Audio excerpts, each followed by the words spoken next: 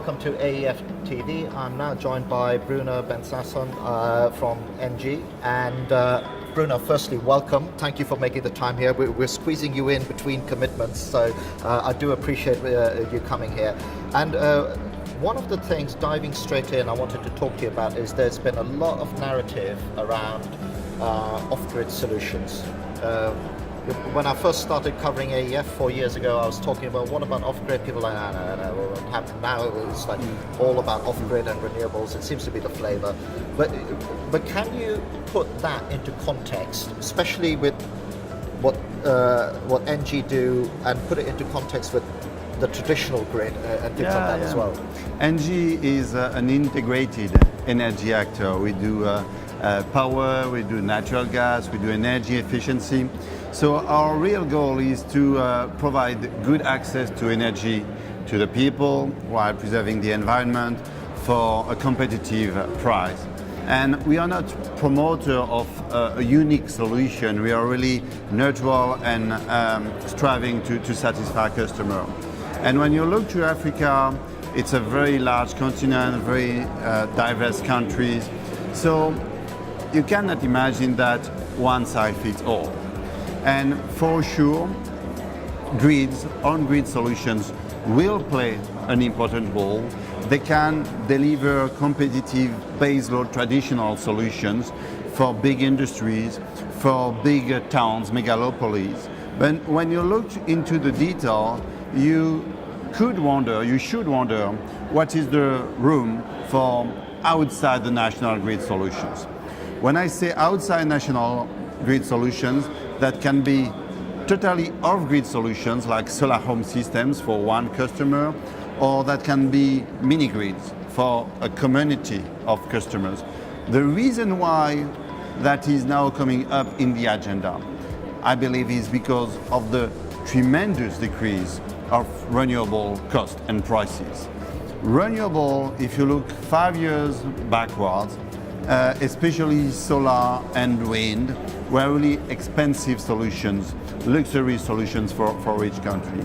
Now you find out that all the renewable, hydro of course, which is of foremost importance, but also geothermal, now wind and solar, have made tremendous progresses, technological progress, so that they should be, they could be part of the best solution for Africa. So you're seeing these microgrids. Sometimes it's driven by in a commercial park and everything. So you've got local off-takers taking on the power. But one of the questions I have: how does a huge company like yours play in this space? Because it's almost like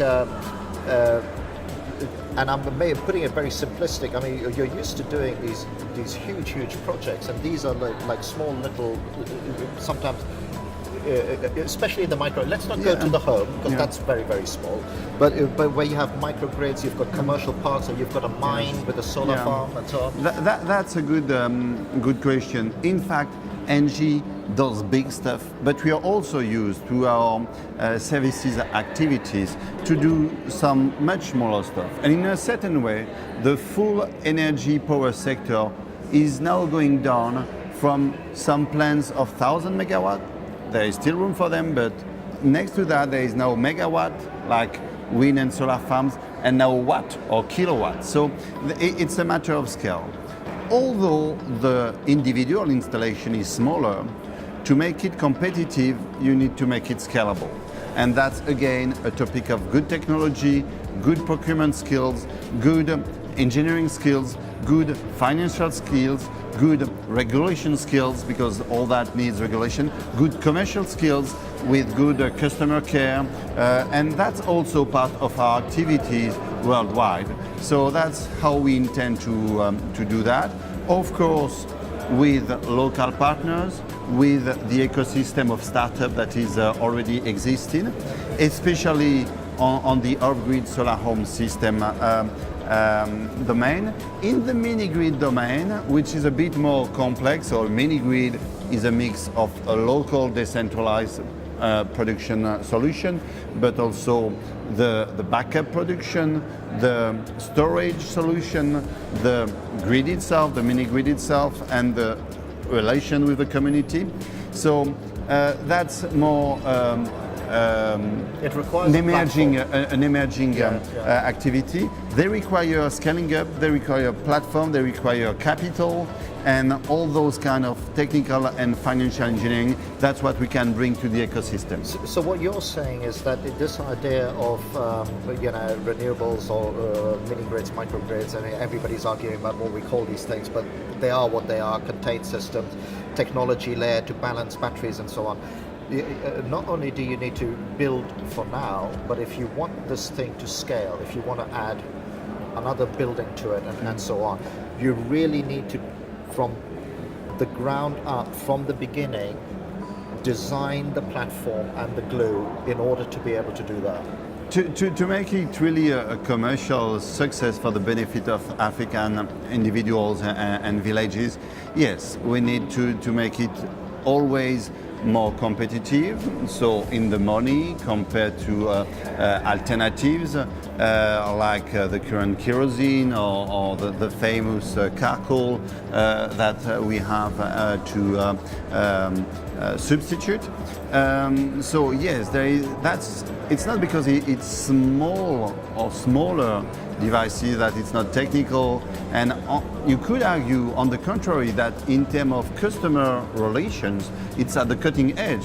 Because you're a services company with now, right? mobile prepayment, with some leasing contracts. So it can be and it should be very modern, with all due respect to grid, which is of course still our core business and will remain a large part of the business for a long time.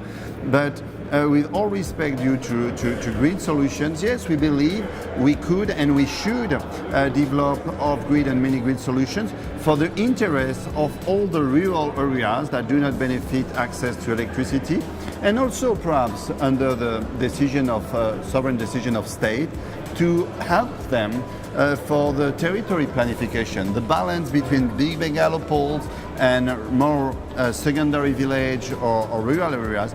If you want to have the choice, you need to bring power, a form of power, competitive power to everyone. Sometimes it will be by connecting to the grid. For intermediary or definitive solution, it can be in certain geography through off-grid and mini-grid. That's how we see the market and the sector. And final question, so that we hit our 10 minutes. So that really means that there's an opportunity for you to come in and have a much more services-based play, rather than here's what we're going to deliver with you. We're going to be with you all the way through. We're going to be servicing it, so you get that service type revenue as well on top of it. Yeah, out of our 150,000 people in the world, 100,000 are already dedicated to services. We have already millions and tens of millions of final customers in Europe. So the question is really how we now develop in the African environment with African countries, communities and households this business. And we recently launched a few partnerships, especially one with Orange, the famous telecom company in Africa, which has 100 million of customers. And here, I believe that between energy and telecom sector, there is a very nice synergy. And the telecom sector with the mobile solution demonstrated that Africa can leapfrog. And indeed, with the mobile payment, with prepayment, with data management, with even big data, you can really leapfrog also for powering Africa. Perfect. And on that note, we'll leave it because we've come to the end of the time. There's 1,000,001 different areas we can go to. But thank you very much for watching. Thank you very much. And of course, you can meet us on our booth. Have a good day. Okay. Thank you. Thank you.